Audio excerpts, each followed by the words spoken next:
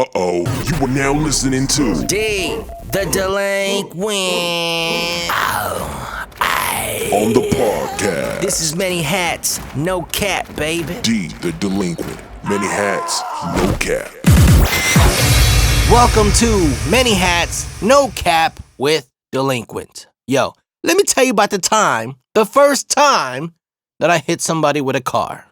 Yeah, it's unfortunate, but there's been several times.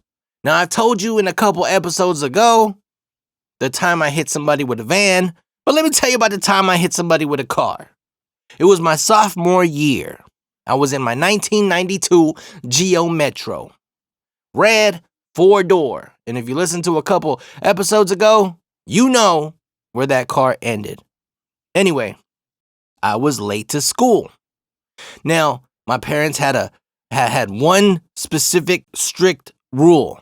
You could do whatever you want to do, but you gotta get good grades in school and don't bring the cops by here ever. So I was trying to be a good boy. This is y'all's fault. Anyway, I was running late to school. Now, I had to take Mission Road to get there. If you from Tucson, if you know the A Mountain area, the county jail area, the AMC area, you know this area I'm talking about. Which, in fact, I gotta say this. The high school that I went to, which is still active today, it's still in operation, is across the street from a fucking county jail. Yeah, you gotta drive a couple blocks in the neighborhood to get there, but the truth is, it is across the street from a fucking county jail. Anyway, I'm driving down Mission Road. I get up to the Quick Mart.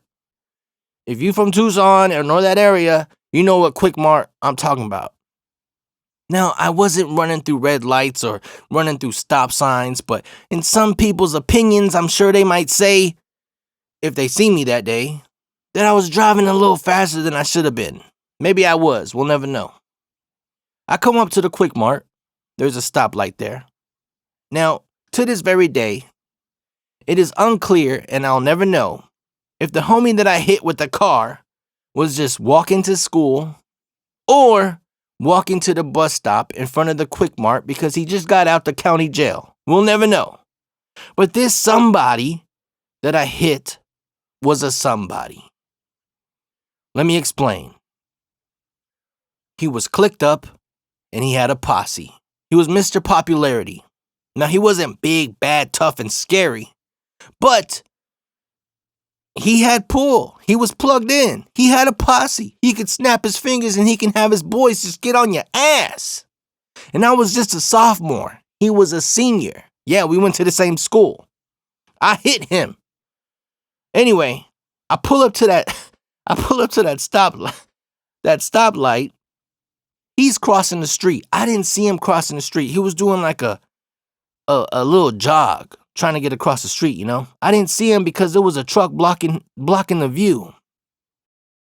I pulled up a little too far ahead of the line. I was in the fucking crossing area. Anyway, I hit him. Poof. Homie goes up about 6 feet in the air, no cap. And his face just smashes on the window. Cracks. Just one long straight crack. Crazy. But as his face just slapped against the windshield, we make eye contact. I'm holding the steering wheel. And I literally said his name. Fuck it, I'm gonna say it right now. Remus. And he's just staring at me with his fucking eye. It's like his left eye is just looking at me. And he's not blinking or anything. And there's just drool. And he's just sliding down my windshield. His whole body sliding off the hood of the car.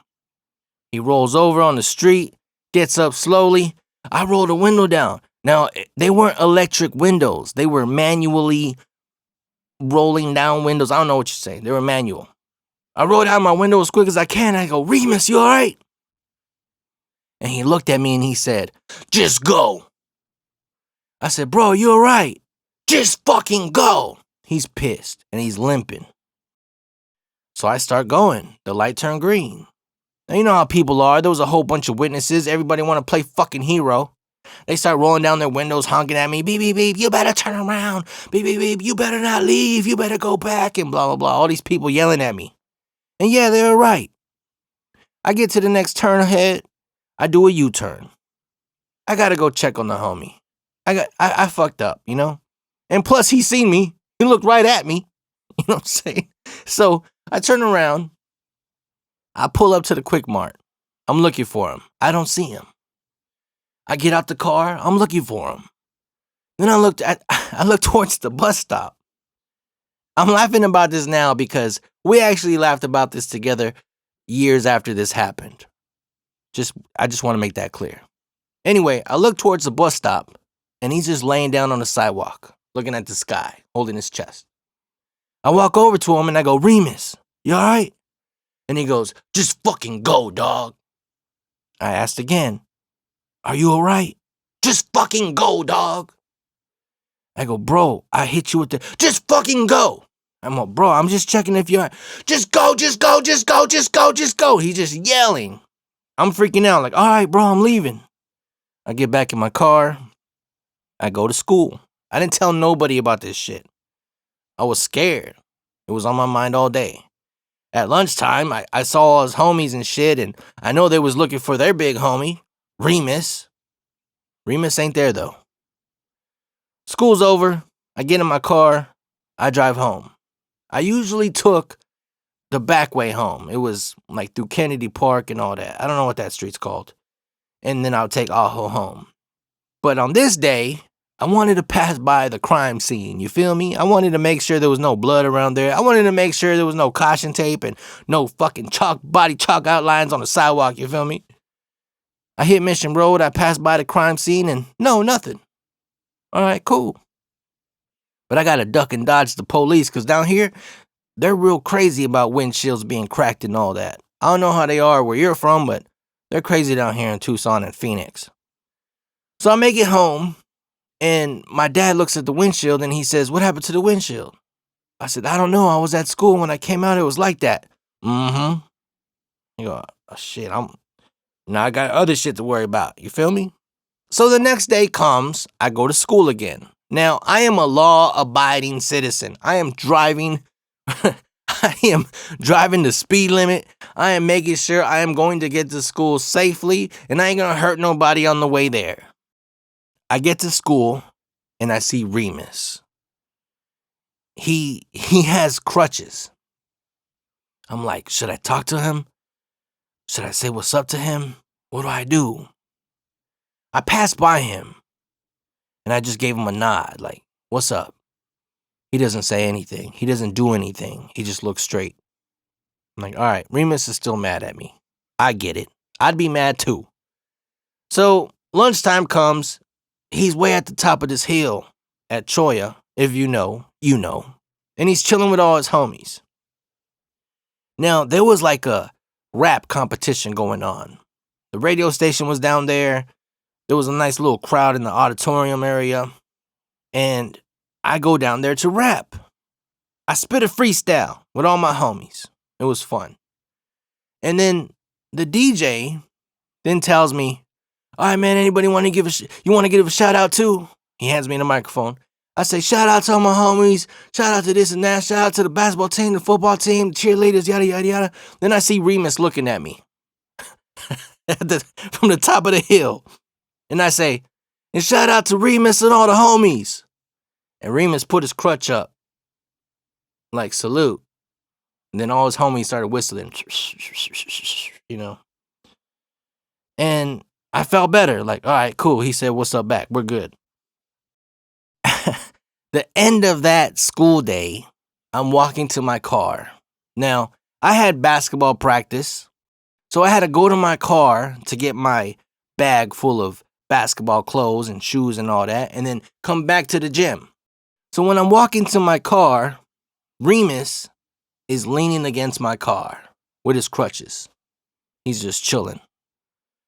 I'm like, oh shit. I walk up to the car. I go, what's up, Remus? And he goes, hey. I go, what up? Can you give me a ride? I said, bro, I will give you a ride. I get in the car, and he says, "You play on the basketball team, don't you?" I said, "Yeah." And he goes, "Don't you got practice right now?" I go, "Yeah, but it's all good, bro. I'll give you a ride."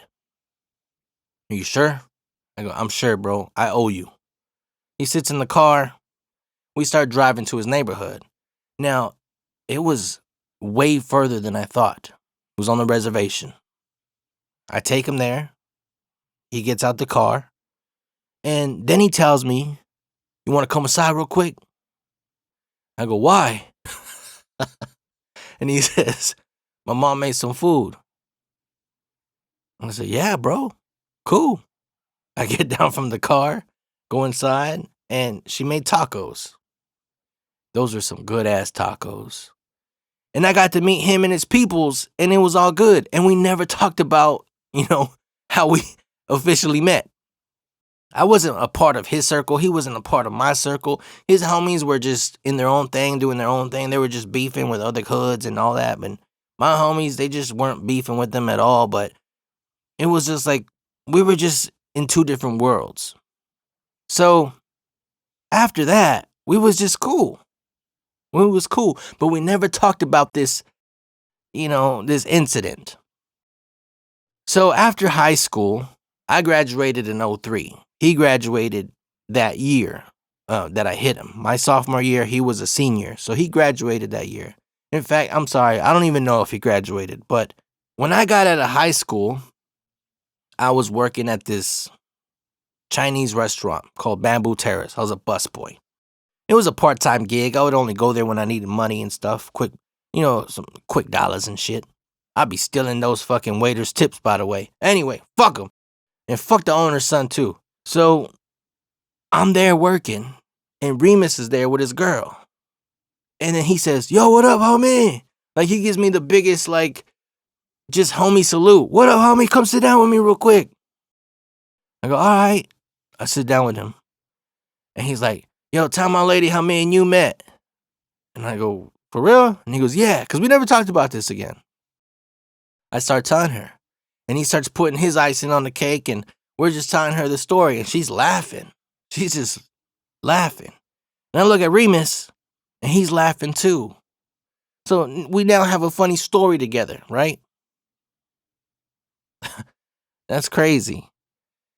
Anyway, before I shared this story, I wanted to hit Remus up and let him know, hey, I'm going to do this podcast. I want to share this story on my podcast. Is it cool? Unfortunately, I had one of those moments where you go to look up somebody that you knew in the past and you find out just bad news. So today I find out Remus passed away, 4 years ago. He passed away in 2022. Rest in peace, Remus. You were cool, man. Definitely misunderstood, but you're a real one, bro. A real solid dude. Don't hit people with your car. But if you do, you just might meet somebody cool. If you cool about it. You know what I'm saying? Speaking of driving, I hate drive-thrus. Now, I love food. Boy, I love food. But I can't stand having to wait in my car in a fucking drive-thru line. I hate ordering through a damn speaker. Because I know they fucking around behind that speaker. I know they're looking at me at some camera and just taking a sweet-ass time. And also, what I hate most about drive-thrus, maybe it's just my luck. Or maybe y'all go through too. I don't know. But the car in front of me always orders the most complicated shit. They always have these most fucking ridiculous fucking requests and they're feeding a family of 20. I don't know. There should be a fucking drive-thru rule implemented. Here's my idea. If your bill is over $50, well, your ass should have to park and get down and go inside. Fuck you. No drive-thru for you motherfuckers. Now, I get it. Some of you might have a whole bunch of kids in your van and all that, and it might be difficult for you to get down and get food and all that. Fuck that. DoorDash. You are not allowed in the fucking drive-thru. Because there's people like me that order something simple. Now, I get it. Some of you might say, well, if you're ordering less food, then you should have to park and get down. I feel you. Now, here's my idea number 2. You know how some McDonald's and some other establishments, they got 2 drive-through lanes. I don't know why they do it, because there's always a weird fucking situation where you ordered first and the other person was there first, but do you cut them? But they're done too. Do they go in front of you? Do you go in front of them? Yeah, what the fuck? I get it. But here's my second idea. There should be 2 drive-through lanes for the same establishment. One lane where you're going to order a bunch of food, and the other lane where you're going to order something that's less than fucking $10. When you're going to order something that's just for one fucking person. Now, some of you fat-ass motherfuckers might fuck that up and, well, oh shit, I can go in this lane. I'm just ordering for one person, but you might eat $50 worth of fucking food. Fuck you. You go in the fucking other lane. That's just my second idea. Anyway, I hate drive-thrus. I can't stand drive-thrus. I feel all kinds of pressure and anxiety when I go to fucking drive-thru, especially Starbucks. When my lady asks me, can you order me a blah, blah, blah, blah, blah, blah, blah, blah, blah? What the fuck? I can't do that shit. It's crazy. I can't stand it. And am I supposed to say large or venti or whatever the fuck? Fuck all that. Fuck all that. But on the last note, I bought a motorcycle. I finally pulled the trigger and I got a motorcycle. I got a screaming deal on it thanks to the owners of the company that I work for. I got a Ducati, baby. I got a Duck. And I'm happy. I love it. I don't gotta fucking sit around behind these slow-ass motherfuckers that be driving. You know another thing about driving that I fucking hate? This happens in Tucson especially. I don't know if this happens in your city. If it does, you feel my pain. When it sprinkles, when it rains just a little bit, motherfuckers act like they forgot how to drive. All of a sudden they want to drive 20 below the speed limit. They all want to drive fucking stupid. They all forget how to use their fucking blinkers. And they all want to cut each other. And they're all in panic mode. Fuck them all. I hate these motherfuckers, man. So now I got a motorcycle. I can get to where I need to get to quicker. But it's still unsafe. Because you got these dumb motherfuckers that just don't know how to drive. What the fuck, man? Look out for motorcycles. Look out for cars. Look out for fucking planes. Look out for fucking people. I don't know. But I do know this. Don't fucking drink and drive. Don't. Rest in peace to my homie Aaron Anaya. He was killed on his motorcycle by a drunk driver. That was fucked up. He was a very good friend of mine. I miss him every day. And here's what's even crazier. The day of his funeral, when we were driving to bury him, the police were short-staffed, I guess. You know how the police and motorcycles, they help get you to the cemetery after church and all that. They had some volunteers help them. They gave him some vests and all that because Aaron was killed on a motorcycle. So there was a whole bunch of people there that showed up on their bikes. There was a guy and his mom. They were on a Harley. They were helping the traffic control. There was a part where they sped up to get ahead of the line. And while they were speeding up to get ahead of the line, an older woman, she wasn't drunk, she wasn't drinking or driving or anything like that, but she was older and she just wasn't a very good driver, I guess. She ends up cutting them off. The homie and his mother smashed into them. She ended up losing her arm or her leg, and she ended up passing away. And this is crazy because we're literally burying somebody. We're literally on our way to bury somebody that was killed in a motorcycle accident. And now this shit happened. And what made it even worse was they were ahead of the pack, right? They got ahead of us all because their intentions were to get to the next light so they can pull over and stop traffic so we can get through. They were so far ahead when that happened, when they got hit, a fucking train started passing by. So we can see them in between the shipping containers on this train. The dude trying to get up and check on his mom. His bike was wrecked. The old lady got out. But we couldn't help them because there was a train blocking us.